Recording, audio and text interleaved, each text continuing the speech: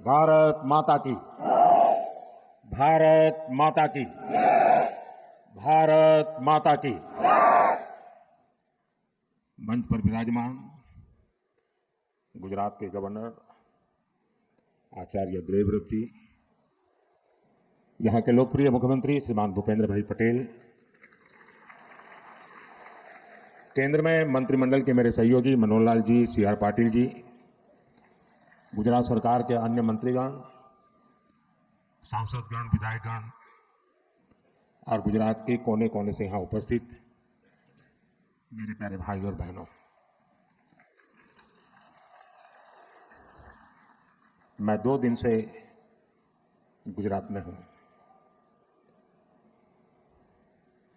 कल मुझे वडोदरा, दाहोद, भूज, अहमदाबाद और आज सुबह सुबह गांधीनगर, मैं जहां जहां गया ऐसा लग रहा है देशभक्ति का ज्वाला है।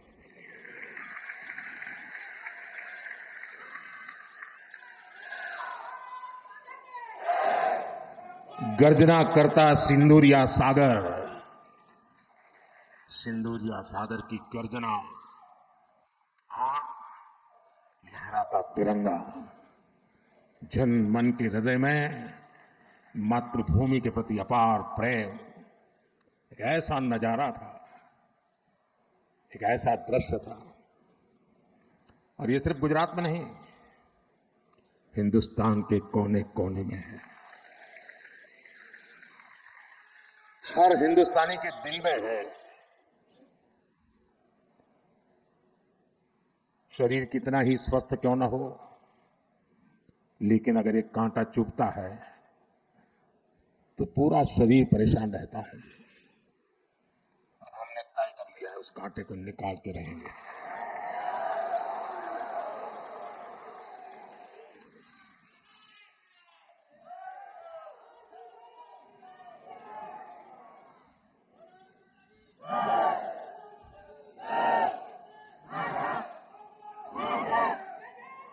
साथियों,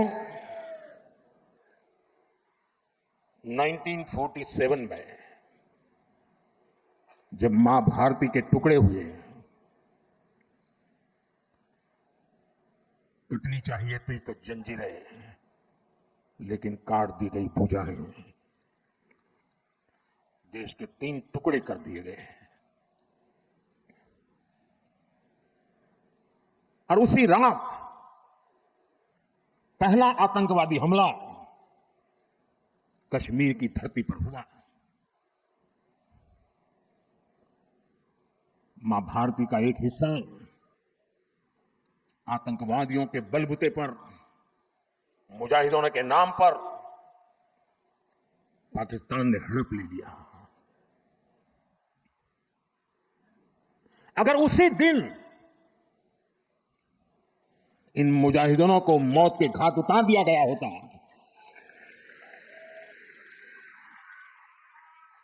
और सरदार पटेल की इच्छा थी कि पीओके वापस नहीं आता है तब तक सेना रुकनी नहीं चाहिए, लेकिन सरदार साहब की बात मानी नहीं गई और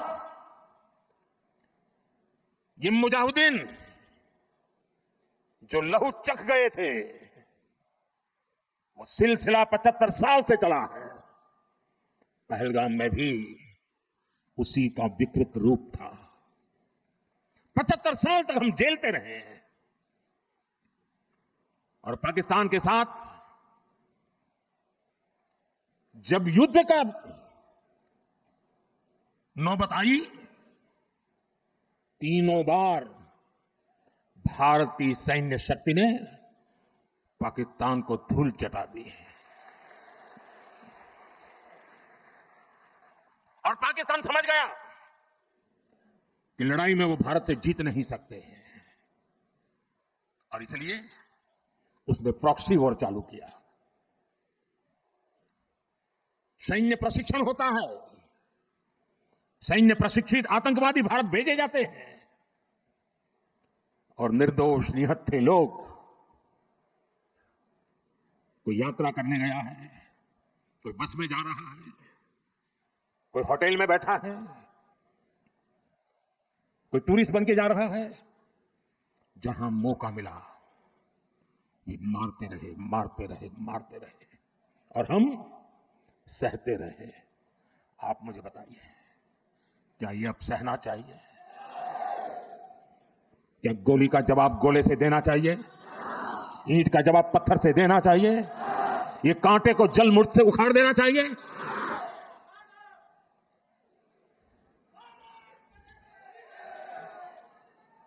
साथियों, ये देश उस महान सांस्कृतिक परंपरा को लेकर के चला है।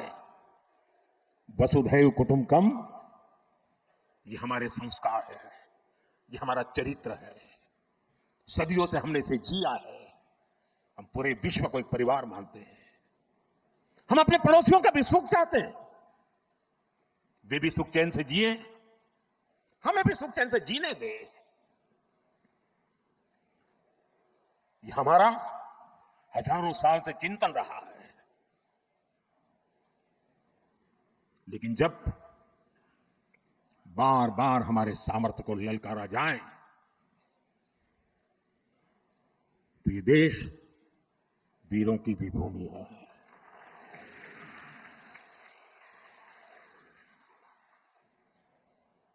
आज तक जिसे हमें प्रॉक्सी वॉर कहते थे,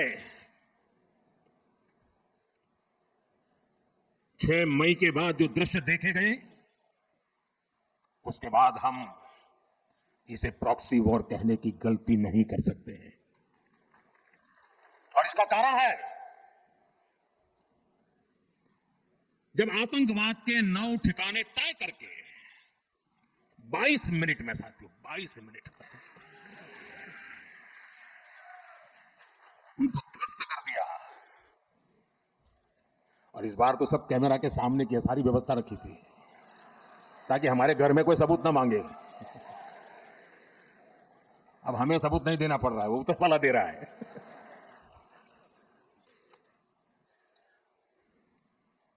और मैं इसलिए कहता हूं अब ये प्रॉक्सी वॉर नहीं कह सकते इसको, क्योंकि जो आतंकवादियों के जनाजे निकले 6 मई के बाद जिनका कत्ल हुआ, उस जनाजे को स्टेट ऑनर दिया गया पाकिस्तान में। उनके कॉफिन पे पाकिस्तान के झंडे लगाए गए, उनकी सेना ने उनको सैल्यूट दी।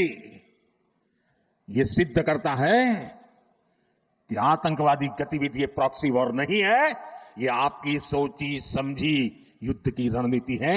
आप वॉर ही कर रहे हैं तो उसका जवाब भी वैसे ही मिलेगा।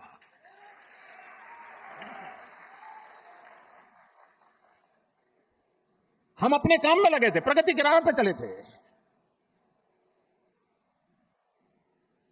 हम सबका भला चाहते हैं और मुसीबत में मदद भी करते हैं। लेकिन बदले में खून की नदियां बहती है। मैं नई पीढ़ी को कहना चाहता हूं, देश को कैसे बर्बाद किया गया है। 1960 में जो इंडस वाटर ट्रीटी हुई है, अगर उसकी बारीकी में जाएंगे तो आप चौंक जाएंगे। यहां तक तय हुआ है उसमें कि जो जम्मू कश्मीर की अन्य नदियों पर डैम बने हैं, उन डैम का सफाई का काम नहीं किया जाएगा, डिसिल्टिंग नहीं किया जाएगा। सफाई के लिए जो नीचे की तरफ गेट है वो नहीं खोले जाएंगे। 60 साल तक ये गेट नहीं खोले गए और जिसमें 100% पानी भरना चाहिए था, धीरे धीरे इसकी कैपेसिटी कम हो गई, 2%, 3% रह गया। क्या मेरे देशवासियों को पानी पर अधिकार नहीं है क्या? उनको उनके हक का पानी मिलना चाहिए, नहीं मिलना चाहिए क्या? और अभी तो मैंने कुछ ज्यादा किया नहीं है। अभी तो हमने कहा है कि हमने इसको एबेंस में रखा है, वहां पसीना छूट रहा है। और हमने डैम थोड़े खोल करके सफाई शुरू की, जो कूड़ा कचरा था वो निकाल रहे हैं। इतने से वहां फ्लड आ जाता है। साथियों, हम किसी से दुश्मनी नहीं चाहते हैं। हम सुख चैन की जिंदगी जीना चाहते हैं। हम प्रगति भी इसलिए करना चाहते हैं कि विश्व की भलाई में हम भी कुछ योगदान कर सके। और इसीलिए हम एक निष्ठ भाव से कोटि कोटि भारतीयों के कल्याण के लिए प्रतिबद्धता के साथ काम कर रहे हैं। कल 26 मई था। 2014 में 26 मई मुझे पहली बार देश के प्रधानमंत्री के रूप में शपथ लेने का अवसर मिला। और तब भारत की इकोनॉमी दुनिया में 11 नंबर पर थे। हमने कोरोना से लड़ाई लड़ी, हमने पड़ोसियों से भी मुसीबतें झेली, हमने प्राकृतिक आपदा भी झेली। इन सब के बावजूद भी इतने कम समय में हम 11 नंबर की इकोनॉमी से 4 नंबर की इकोनॉमी पहुंच गए।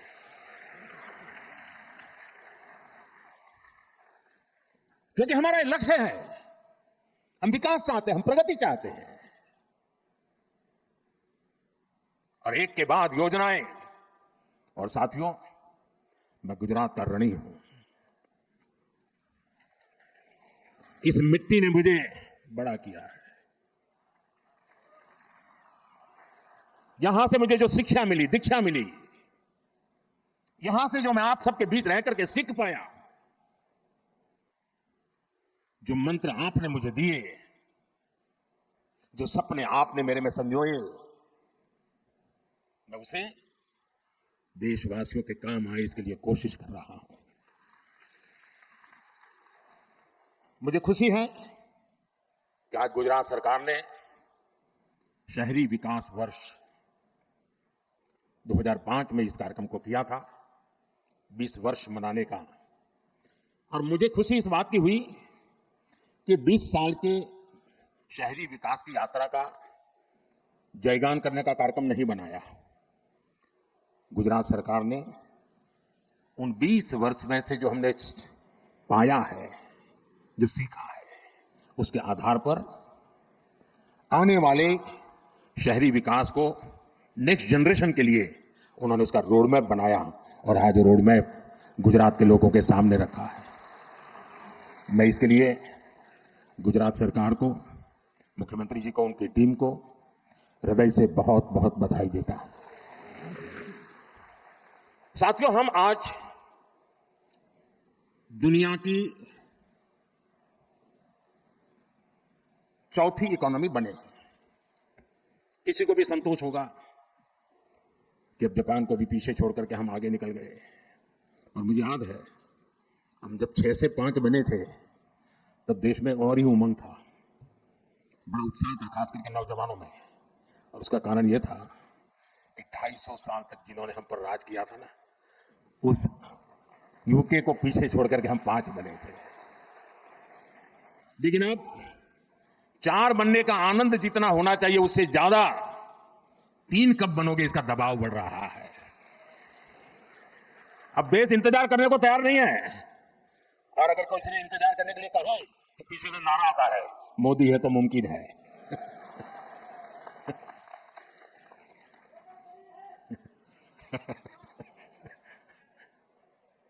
और इसलिए साथियों, एक तो हमारा लक्ष्य है 2047 हिंदुस्तान विकसित होना ही चाहिए, नो कॉम्प्रोमाइज।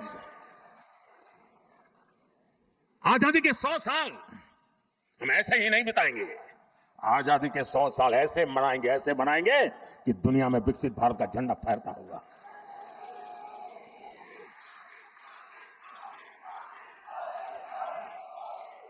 अब कल्पना कीजिए, 1920, 25, 30, 40, 42 उस कालखंड में चाहे भगत सिंह हो, सुखदेव हो, राजगुरु हो, नेताजी सुभाष बाबू हो, वीर सावरकर हो, श्यामजी कृष्ण वर्मा हो, महात्मा गांधी हो, सरदार पटेल हो,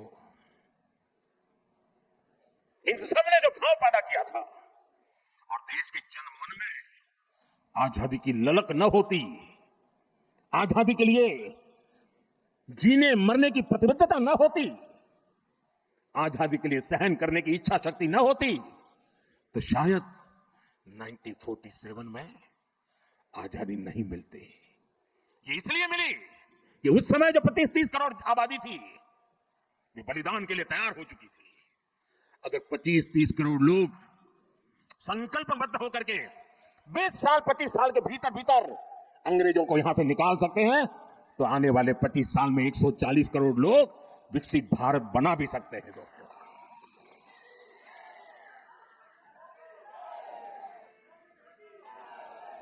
और इसलिए 2030 में जब गुजरात के 75 वर्ष होंगे, मैं समझता हूं कि हमने अभी से 30 में होंगे ना, 35 में जब गुजरात के 75 वर्ष होंगे, हमने अभी से नेक्स्ट 10 ईयर का पहले एक प्लान बनाना चाहिए कि जब गुजरात के 75 होंगे तब गुजरात यहां पहुंचेगा। उद्योग में यहां होगा, खेती में यहां होगा, शिक्षा में यहां होगा, खेलकूद में यहां होगा। हमें एक संकल्प ले लेना चाहिए।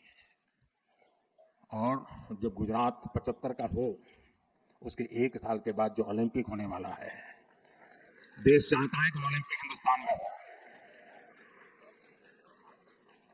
और इसलिए साथियों, जिस प्रकार से हमारा ये एक लक्ष्य है कि हम जब गुजरात के 75 साल हो जाए, और आप देखिए जब गुजरात बना उस समय के अखबार निकाल दीजिए, उस समय की चर्चाएं निकालिए, क्या चर्चा होती थी कि गुजरात महाराष्ट्र से अलग होकर क्या करेगा, गुजरात के पास क्या है, समंदर है, खारा पाट है, इधर रेगिस्तान है, उधर पाकिस्तान है, क्या करेगा, गुजरात के पास कोई मिनरल्स नहीं, गुजरात कैसे प्रगति करेगा। ये ट्रेडर है सारे, इधर से माल लेते हैं, उधर बेचते हैं, बीच में दलाली से रोजी रोटी कमा करके गुजारा करते, क्या करेंगे, ऐसी चर्चा थी। वही गुजरात जिसके पास एक जमाने में नमक से ऊपर कुछ नहीं था, आज दुनिया को हीरे के लिए गुजरात जाना जाता है। कहां नमक, कहां हीरे, ये यात्रा हमने काटी है। और इसके पीछे सुविचारित रूप से प्रयास हुआ है, योजनाबद्ध तरीके से कदम उठाए हैं। हमारे यहां आमतौर पर गवर्नेंस के मॉडल की चर्चा होती है कि सरकार में साइलोज, ये सबसे बड़ा संकट है। एक डिपार्टमेंट दूसरे से बात नहीं करता है, एक टेबल वाला दूसरे टेबल वाले से बात नहीं करता है, ऐसी चर्चा होती है। कुछ मात्रा में सही भी होगा, लेकिन उसका कोई सॉल्यूशन है क्या? मैं आज आपको बैकग्राउंड बताता हूं। यह शहरी विकास वर्ष अकेला नहीं, हमने उस समय हर वर्ष को किसी न किसी एक विशेष काम के लिए डेडिकेट करते थे। जैसे 2005 में शहरी विकास वर्ष मना गया। एक साल ऐसा था जब हमने कन्या शिक्षा के लिए डेडिकेट किया था। एक वर्ष ऐसा था जो हमने पूरा टूरिज्म के लिए डेडिकेट किया था। इसका मतलब ये नहीं कि बाकी सब काम बंद करते थे, लेकिन सरकार के सभी विभागों को उस वर्ष अगर फॉरेस्ट डिपार्टमेंट है तो उसको भी अर्बन डेवलपमेंट में वो कंट्रीब्यूट क्या कर सकता है, हेल्थ विभाग है तो अर्बन डेवलपमेंट ईयर में कंट्रीब्यूट क्या कर सकता है, जल संरक्षण मंत्रालय है तो वो अर्बन डेवलपमेंट में क्या कंट्रीब्यूट कर सकता है, टूरिज्म डिपार्टमेंट है तो वो अर्बन डेवलपमेंट में क्या कंट्रीब्यूट कर सकता है। यानी एक प्रकार से whole of the government approach, इस भूमिका से ये वर्ष मना। और आपको याद होगा जब हमने टूरिज्म ईयर बनाया तो पूरे राज्य में, उसके पहले गुजरात में टूरिज्म की कल्पना ही कोई नहीं कर सकता, विशेष प्रयास किया गया। उसी समय एड कैंपेन चलाया, कुछ दिन को गुजारो गुजरात में, एक एक चीज उसमें से निकली। उसी में से रणोत्सव निकला, उसी में से स्टैच्यू ऑफ यूनिटी बना, उसी में से आज सोमनाथ का विकास हो रहा है, गिर का विकास हो रहा है, अंबाजी का विकास हो रहा है, एडवेंचर स्पोर्ट्स आ रही हैं, यानी एक के बाद एक चीजें डेवलप होने लगी। वैसे ही जब अर्बन डेवलपमेंट ईयर बनाया, और मुझे याद है मैं राजनीति में नया नया आया था, और कुछ समय के बाद हम अहमदाबाद म्युनिसिपल कॉर्पोरेशन सबसे पहले जीते। तब तक हमारे पास एक राजकोट म्युनिसिपालिटी हुआ करती थी, तब वो कॉर्पोरेशन नहीं थी। और हमारे एक प्रहलाद भाई पटेल थे, पार्टी के बड़े वरिष्ठ नेता थे, बहुत ही इनोवेटिव थे, नई नई चीजें सोचना उनका स्वभाव था। मैं नया राजनीति में आया था तो प्रहलाद भाई एक दिन आए मिलने के लिए। उन्होंने कहा ये हमें जरा, उस समय चिमन भाई पटेल की सरकार थी, तो हमने चिमन भाई और भाजपा के लोग छोटे पार्टनर थे, हमने चिमन भाई को मिलकर के समझाना चाहिए कि ये जो लाल बस अहमदाबाद की है उसको जरा अहमदाबाद के बाहर जाने दिया जाए। तो उन्होंने मुझे समझाया कि मैं और प्रहलाद भाई चीमन भाई को मिलने गए। हमने बहुत माथापच्ची की। हमने कहा ये सोचने जैसा है कि लाल बस अहमदाबाद के बाहर गोरा, गुमा, लांभा, उधर नरोड़ा की तरफ आगे, बेहगाम की तरफ, इधर कलोल की तरफ आगे, उधर साणंद की तरफ आगे, उसको जाने देना चाहिए, ट्रांसपोर्टेशन का विस्तार करना चाहिए। तो सरकार के जैसे सचिवों का स्वभाव रहता है, यहां बैठे हैं सारे, वो समय वाले तो रिटायर हो गए। एक बार एक कांग्रेसी नेता को पूछा गया था कि देश की समस्याओं का समाधान करना है तो 2 वाक्य में बताइए। कांग्रेस के एक नेता ने जवाब दिया था, वो मुझे आज भी अच्छा लगता है, ये कोई 40 साल पहले की बात है। उन्होंने कहा देश में 2 चीजें होनी चाहिए, एक पॉलिटिशियंस ना कहना सीखे और ब्यूरोक्रेट हाँ कहना सीखे। तो मुझे सारी समझ है, पॉलिटिशियन किसी को ढाली कहता और ब्यूरोक्रेट किसी को हारी कहता। तो उस समय चमन भाई के पास बैठ कर मैं पूछा सबसे, तुम्हारा एक तीसरी बात है, यदि एसटी को नुकसान हो जाएगा, एसटी को कमाई बंद हो जाएगी, एसटी बंद पड़ जाएगी, एसटी घाटे में चल रही है, लाल बस वहां नहीं भेज सकते, मगर बहुत दिन चला। 3-4 महीने तक हमारी माथापच्ची चली। खैर हमारा दबाव इतना था कि आखिर लाल बस को लांबा, गोरा, गुमा ऐसा एक्सटेंशन मिला। उसका परिणाम है कि अहमदाबाद का विस्तार तेजी से उधर साणंद की तरफ हुआ, इधर बेहगाम की तरफ हुआ, उधर कलोल की तरफ हुआ, उधर महमदाबाद की तरफ हुआ। तो अहमदाबाद पर जो प्रेशर एकदम तेजी से बढ़ने वाला था, उसमें तेजी जा रही, बच गए। छोटी सी बात थी। तब जाकर के, मैं तो उस समय राजनीति में नया था, मुझे कोई ज्यादा इन चीजों को मैं जानता भी नहीं था, लेकिन तब समझ में आता था कि हम तत्कालीन लाभ से ऊपर उठ करके सचमुच में राज्य की और राज्य के लोगों की भलाई के लिए हिम्मत के साथ, लंबी सोच के साथ चलेंगे तो बहुत लाभ होगा। और मुझे याद है जब अर्बन डेवलपमेंट ईयर मनाया तो पहला काम आया ये एंक्रोचमेंट हटाने का। अब जब एंक्रोचमेंट हटाने की बात आती है तो सबसे पहले रुकावट बनता है पॉलिटिकल आदमी, किसी भी दल का वो आके खड़ा हो जाता है, तो उसको लगता है मेरे वोटर है, तुम तोड़ रहे हो। और अफसर लोग भी बड़े चतुर होते हैं, जब उनको कहते हैं कि ये सब तोड़ना है तो पहले जाकर को हनुमान जी का मंदिर तोड़ते हैं। तो ऐसा तूफान खड़ा हो जाता है कि कोई भी पॉलिटिशियन डर जाता है, उसको लगता है हनुमान जी का मंदिर तोड़ दिया वो। हमने बड़ी हिम्मत दिखाई। उस समय हमारे आई के साथ अर्बन मिनिस्टर थे, और उसका परिणाम यह आया कि रास्ते चौड़े होने लगे, तो जिसका 2 फुट 4 फुट कटता था वो चिल्लाता था, लेकिन पूरा शहर खुश हो जाता था। इसमें एक स्थिति ऐसी बनी, बड़ी इंटरेस्टिंग है। अब मैंने तो 2005 अर्बन डेवलपमेंट ईयर घोषित कर दिया, उसके लिए कोई 80-90 पॉइंट निकाले थे, बड़े इंटरेस्टिंग पॉइंट है। तो पार्टी से ऐसी मेरी बात हुई थी कि भाई ऐसा अर्बन डेवलपमेंट ईयर होगा, जरा सफाई वगैरह के कामों में सबको ढूंढना पड़ेगा सब। लेकिन जब मैं तोड़ना शुरू हुआ तो मेरी पार्टी के लोग आए, ये बड़ा सीक्रेट बता रहा हूं मैं। उन्होंने कहा साहब ये 2005 में तो अर्बन बॉडी के चुनाव है, हमारी हालत खराब हो जाएगी, ये सब चारों तरफ तोड़फोड़ चल रही है। मैंने कहा यार ये तो मेरे ध्यान में नहीं रहा, और सचमुच में मेरे ध्यान में वो चुनाव था ही नहीं। अब मैंने कार्यक्रम बना दिया। अब साहब मेरा भी एक स्वभाव है,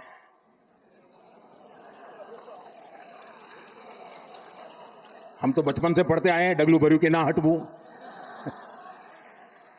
तो मैंने कहा देखिए भाई आपकी चिंता सही है, लेकिन आप पीछे नहीं हट सकते। अब तो ये अर्बन डेवलपमेंट एरिया होगा, हार जाएंगे चुनाव क्या है, जो भी होगा, हम किसी का बुरा करना नहीं चाहते, लेकिन गुजरात में शहरों का रूप रंग बदलना बहुत जरूरी है।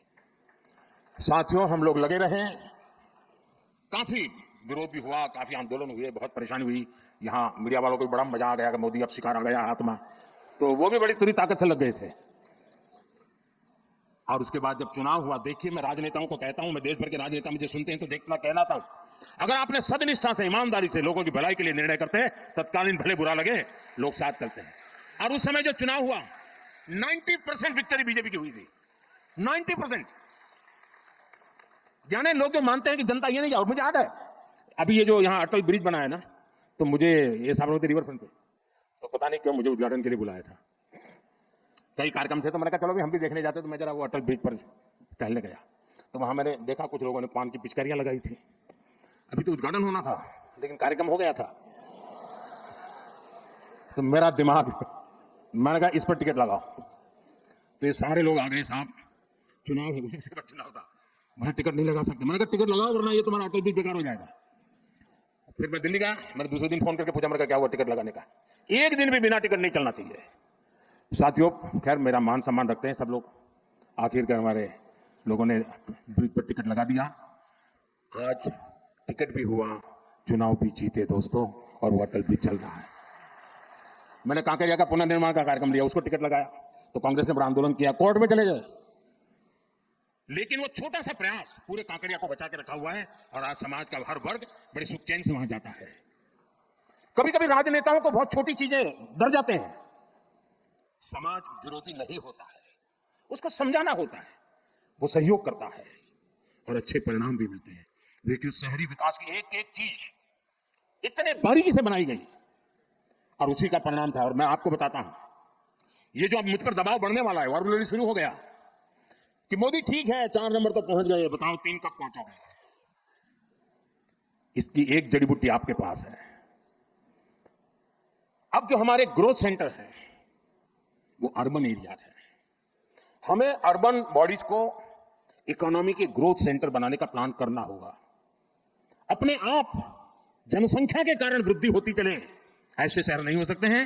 शहर आर्थिक गतिविधि के तेज तर्रार केंद्र होने चाहिए।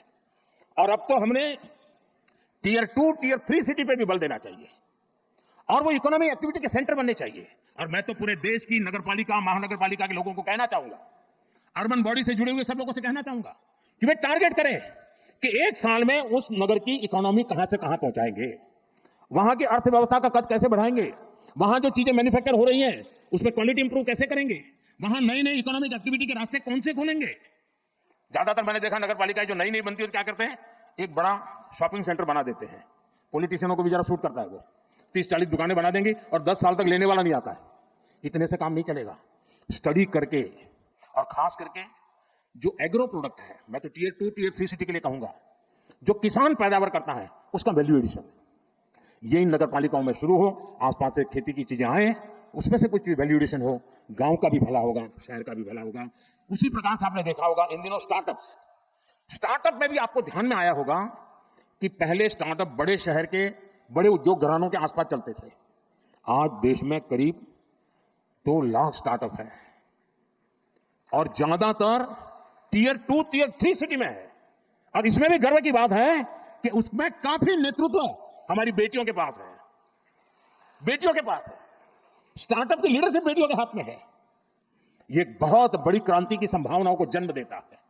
और इसलिए मैं चाहूंगा कि अर्बन डेवलपमेंट ईयर के जब 20 साल मना रहे हैं और एक सफल प्रयोग को हम याद करके आगे की दिशा तय करते हैं, तब हम टियर 2, टियर 3 सिटी को भी बल दें। शिक्षा में भी टियर 2, टियर 3 सिटी काफी आगे रहा। इस साल देख लीजिए, पहले एक जमाना था कि 10th और 12th के रिजल्ट आते थे तो जो नामी स्कूल्स रहते थे बड़े, उसी के बच्चे फर्स्ट 10 में होते थे। इन दिनों शहरों की बड़ी बड़ी स्कूलों का नामो निशान नहीं होता है। टियर 2, टियर 3 सिटी की स्कूल के बच्चे पहले 10 में आते हैं। देखा होगा आपने, गुजरात में भी यही हो रहा है। इसका मतलब यह हुआ कि हमारे छोटे शहरों के पोटेंशियल, उसकी ताकत बढ़ रही है। खेल का आप देखिए, पहले क्रिकेट देखिए आप, क्रिकेट तो हिंदुस्तान में हर गली मोहल्ले में खेला जाता है, लेकिन बड़े शहर के बड़े रहीशी परिवारों से खेलकूद क्रिकेट अटका हुआ था। आज सारे खिलाड़ी में से आधे से ज्यादा खिलाड़ी टियर 2, टियर 3 सिटी गांव के बच्चे हैं जो खेल में इंटरनेशनल खेल खेल करके कमाल करते हैं। यानी हम समझे कि हमारे शहरों में बहुत पोटेंशियल है। और जैसा मनोहर जी ने भी कहा और यहां वीडियो में भी दिखाया गया, ये हमारे लिए बहुत बड़ी अपॉर्चुनिटी है जी। 4 में से 3 नंबर की इकोनॉमी के पहुंचने के लिए हम हिंदुस्तान के शहरों की अर्थव्यवस्था पर अगर फोकस करेंगे तो हम बहुत तेजी से वहां भी पहुंच पाएंगे। साथियों, ये गवर्नेंस का एक मॉडल है। दुर्भाग्य से हमारे देश में एक ऐसे इकोसिस्टम ने जमीनों में अपनी जड़ें ऐसी जमाई हुई है कि इस भारत के सामर्थ्य को हमेशा नीचा दिखाने में लगी है। वैचारिक विरोध के कारण व्यवस्थाओं के विकास का अस्वीकार करने का उनका स्वभाव बन गया है। व्यक्ति के प्रति पसंद नापसंद के कारण उसके द्वारा की गई हर काम को बुरा बता देना एक फैशन का तरीका चल पड़ा है और उसके कारण देश की अच्छी चीजों का नुकसान हुआ है। ये गवर्नेंस का एक मॉडल है। अब आप देखिए, हमने शहरी विकास पर तो बल दिया, लेकिन वैसा ही जब मुझे आपने दिल्ली भेजा तो हमने एस्पिरेशनल डिस्ट्रिक्ट, एस्पिरेशनल ब्लॉक में विचार किया कि हर राज्य में एकांत जिला, एकांत तहसील ऐसी होती है जो इतना पीछे होता है कि वो स्टेट की सारी एवरेज को पीछे खींच ले जाता है। आप जंप लगा ही नहीं सकते, वो बीड़ियों की तरह होता है। मैंने कहा पहले इन बेड़ियों को तोड़ना है। और देश में 100 के करीब एस्पिरेशनल डिस्ट्रिक्ट उनको आइडेंटिफाई किया गया। एक 40 पैरामीटर से देखा गया कि यहां क्या जरूरत है। अब 500 ब्लॉक्स आइडेंटिफाई किए हैं। Whole of the government employees के साथ फोकस किया गया, यंग अफसरों को लगाया गया, फुल टेन्योर के साथ काम करे ऐसा लगाया। आज दुनिया के लिए एक मॉडल बन चुका है और जो डेवलपिंग कंट्रीज है उनको भी लग रहा है कि हमारे यहां विकास के इस मॉडल की ओर हमें चलना चाहिए। हमारा एकेडमिक वर्ल्ड भारत के इन प्रयास और सफल प्रयासों के विषय में सोचे, और जब एकेडमिक वर्ल्ड इस पर सोचता है तो दुनिया के लिए भी वो एक अनुकरणीय उदाहरण के रूप में काम आता है। साथियों, आने वाले दिनों में टूरिज्म पर हमें बल देना चाहिए। गुजरात ने कमाल करके दिया है। कोई सोच सकता है कच्छ के रेगिस्तान में जहां कोई जाने का नाम नहीं लेता था, वहां आज जाने के लिए बुकिंग नहीं मिलता है, बुकिंग नहीं मिलता है। चीजों को बदला जा सकता है। दुनिया का सबसे बड़ा ऊंचा स्टैच्यू, ये अपने आप में अद्भुत है। मुझे बताया गया कि बड़नगर में जो म्यूजियम बना है, कल मुझे एक यूके के एक सज्जन मिले थे, उन्होंने कहा कि मैं बड़नगर का म्यूजियम देखने गया। ये इंटरनेशनल लेवल में इतने ग्लोबल स्टैंडर्ड का वो म्यूजियम बना है, और भारत में काशी जैसे बहुत कम जगह है कि जो अविनाशी है, जो कभी भी मृतप्राय नहीं हुए, जहां हर पल जीवन रहा है, उसमें एक बड़नगर है जिसमें 2800 साल तक के सबूत मिले। अभी हमारा काम है कि इंटरनेशनल टूरिस्ट मैप पर कैसे आए। हमारा लोथल, जहां हम एक म्यूजियम बना रहे हैं, मैरीटाइम म्यूजियम, 5000 साल पहले मैरीटाइम में दुनिया में हमारा डंका बजता था। धीरे धीरे हम भूल गए। लोथल उसका जीता जागता उदाहरण है। लोथल में दुनिया का सबसे बड़ा मैरीटाइम म्यूजियम बन रहा है। आप कल्पना कर सकते हैं कि इन चीजों का कितना लाभ होने वाला है। और इसलिए मैं कहता हूं, 2005 का हुए समय था जब पहली बार गिफ्ट सिटी के आइडिया को कंसीव किया गया। और मुझे याद है शायद हमने इसका लॉन्चिंग टैगोर हॉल में किया था। तो उसके बड़े बड़े जो हमारे मन में डिजाइन थे उसके चित्र लगाए थे। तो मेरे अपने ही लोग पूछ रहे थे, ये होगा, इतने बड़े बिल्डिंग टावर बनेंगे? मुझे बराबर याद है। यानी जब मैं उसका मैप वगैरह और उसका प्रेजेंटेशन दिखाता था केंद्र के कुछ नेताओं को, तो वो भी मुझे कह रहे थे, कह रहे भारत जैसे देश में ये क्या कर रहे हो तुम। मैं सुनता था। आज वो गिफ्ट सिटी, हिंदुस्तान का हर राज्य कह रहा है कि हमारे यहां भी एक गिफ्ट सिटी होना चाहिए। साथियों, एक बार कल्पना को करते हुए उसको जमीन पर, धरातल पर उतारने का अगर हम प्रयास करें तो कितने बड़े अच्छे परिणाम मिल सकते हैं, ये हम भली भांति देख रहे हैं। वही कालखंड था, रिवर फ्रंट को कंसीव किया। वही कालखंड था जब दुनिया का सबसे बड़ा स्टेडियम बनाने का सपना देखा, पूरा किया। वही कालखंड था दुनिया का सबसे ऊंचा स्टैच्यू बनाने के लिए सोचा, पूरा किया। भाइयों बहनों, एक बार हम मान के चले हमारे देश में पोटेंशियल बहुत है, बहुत सामर्थ्य है। साथियों, मुझे पता नहीं क्यों निराशा जैसी चीज मेरे मन में आती नहीं है। मैं इतना आशावादी हूं और मैं सामर्थ्य को देख पाता हूं जी। मैं दीवारों के उस पार देख सकता हूं, मेरे देश के सामर्थ्य को देख सकता हूं, मेरे देशवासियों के सामर्थ्य को देख सकता हूं, और इसी के भरोसे हम बहुत बड़ा बदलाव ला सकते हैं। और इसलिए आज मैं गुजरात सरकार का बहुत आभारी हूं कि आप मुझे यहां आने का मौका दिया है। कुछ ऐसी पुरानी बातें आज याद ताजा करने का मौका मिल गया। देखिए, आप विश्वास करिए दोस्तों, गुजरात की बहुत बड़ी जिम्मेवारी है। हम देने वाले लोग हैं, हमें देश को हमेशा देना चाहिए, और हम इतनी ऊंचाई पर गुजरात ले जाएं, इतनी ऊंचाई पर ले जाएं कि देशवासियों के लिए गुजरात काम आना चाहिए। दोस्तों, इस महान परंपरा को हमें आगे बढ़ाना चाहिए। मुझे विश्वास है गुजरात एक नए सामर्थ्य के साथ, अनेकविध नई कल्पनाओं के साथ, अनेकविध नए इनिशिएटिव के साथ आगे बढ़ेगा। मुझे मालूम है मेरा भाषण शायद कितना लंबा हो गया होगा, पता नहीं क्या हुआ, लेकिन कल मीडिया में 2-3 चीजें आएगी, वो भी मैं बता देता हूं। मोदी ने अफसरों को डांटा, मोदी ने अफसरों की धुलाई की, वगैरह वगैरह वगैरह। खैर वो तो कभी कभी चटनी होती है ना, इतना ही समझ लेना चाहिए। लेकिन जो बाकी बातें मैंने याद की है उसको याद कर करके जाइए। और ये सिंदूर या मिजाज, ये सिंदूरिया स्पिरिट, दोस्तों 6 मई की रात ऑपरेशन सिंदूर सैन्य बल से प्रारंभ हुआ था, लेकिन अब ये ऑपरेशन सिंदूर जन बल से आगे बढ़ेगा। और जब मैं सैन्य बल और जन बल की बात करता हूं, तब ऑपरेशन सिंदूर जनबल का मतलब मेरा होता है जन जन देश के विकास के लिए भागीदार बने, दायित्व संभालें। हम इतना तय कर लें कि 2047 जब भारत की आजादी के 100 साल होंगे, विकसित भारत बनाने के लिए, तत्काल भारत की इकोनॉमी को 4 नंबर से 3 नंबर पर ले जाने के लिए अब हम कोई विदेशी चीज का उपयोग नहीं करेंगे। हम गांव गांव व्यापारियों को शपथ दिलवाएं, व्यापारियों का कितना ही मुनाफा क्यों ना हो, आप विदेशी माल नहीं बेचोगे। लेकिन दुर्भाग्य देखिए, गणेश जी भी विदेश से आ जाते हैं। छोटी आंख वाले गणेश जी आएंगे, गणेश जी की आंख भी नहीं खुल रही है। होली होली रंग छिड़कना है, बोले विदेशी। हमें पता था, आप भी अपने घर जाकर के सूची बनाना। सचमुच में ऑपरेशन सिंदूर के लिए एक नागरिक के नाते मुझे एक काम करना है।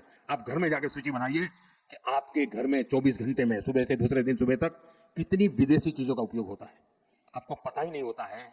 आप हेयर पिन भी विदेशी उपयोग कर लेते हैं, कंघा भी विदेशी होता है, दांत में लगाने वाली जो पिन होती है वो भी विदेशी घुस गई है, हमें मालूम तक नहीं है, पता ही नहीं है। दोस्तों,